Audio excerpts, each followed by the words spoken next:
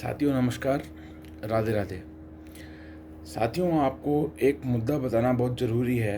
हमारे देश के प्रधानमंत्री ने अब भारत का चुनाव आयोग को नहीं छोड़ा है। चुनाव आयोग के 3 मेंबर होते थे, जिसमें चीफ जस्टिस ऑफ इंडिया, विपक्ष का नेता और प्राइम मिनिस्टर। अब साथियों, हमारे देश के प्राइम मिनिस्टर इस संस्था को भी खोखला करना चाह रहे हैं। वो उसमें से चीफ जस्टिस को हटा के अपने द्वारा अपनी सरकार का एक चुनाव मंत्री को उसके अंदर करना चाह रहे हैं, क्योंकि वो चुनाव आयोग पर कब्जा करना चाहते हैं। जैसे उन्होंने सारे डिपार्टमेंट्स पे कब्जा कर रखा है। मोदी जी की नीति हमेशा से ये रही है, हेट करो और हेट ही करते रहो। वो कभी भी इस देश के बारे में नहीं सोचते। और आप लोगों को जो दिखाते हैं ना कि मैं देशभक्त हूँ, वो देशभक्त नहीं है साथियों। देशभक्त वो होते हैं जो देश की युवा जनता के लिए गरीब जनता के लिए कुछ करते हैं। उन्होंने तो किसानों को सड़क पर बिठाया, उन्होंने युवाओं को बेरोजगारी के लिए तड़पाया। आज युवा कितना तड़प रहा है, वो कितना बेरोजगार हो रहा है। और वो आए थे जब कहे थे कि 2 करोड़ नौकरियां दूंगा, बड़ी बड़ी बातें और छोटे छोटे फल। वो आदमी देश का प्रधानमंत्री है, उनको सोचना चाहिए कि मैं इतने बड़े देश का प्रधानमंत्री हूँ, मैं सबको साथ में लेके चलूँ।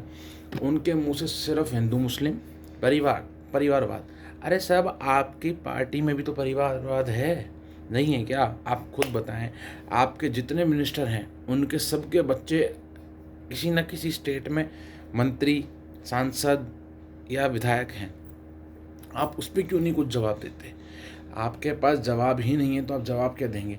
अमित शाह जी का बेटा आदरणीय जय शाह जी, वो बीसीसीआई के सेक्रेटरी किस ओहदे से हैं? उनमें क्या ऐसी क्वालिफिकेशन है जो वो बीसीसीआई के सेक्रेटरी बने बैठे हैं उनके बेटे? आपने कभी उस पर नहीं बोला। आप देश को गुमराह कर रहे हैं। आपने देश के पत्रकारों पर हमला बोल रखा है। आप इस देश को ले जाना कहाँ चाहते हैं? आप कहते हैं कि मैं भारत को विश्व गुरु बनाऊंगा। अरे साहब, आप बनाओ, और आपको उसके लिए जो देश के मुद्दे हैं कम से कम उन पे तो बोलना पड़ेगा।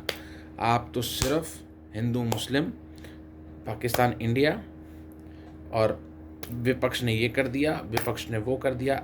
हिंदू मुस्लिम का मुद्दा और पाकिस्तान का मुद्दा बार बार आपकी पार्टी और आपके प्रवक्ता उठाते हैं। जब कोई आपके प्रवक्ता से सवाल पूछता है कि साहब हरियाणा के अंदर इतनी बेरोज़गारी हो रही है, तो आपके प्रवक्ता उसको कश्मीरी पंडित से जोड़ देते हैं। भाई, बेरोज़गारी का कश्मीरी पंडित से कोई लेना देना नहीं है।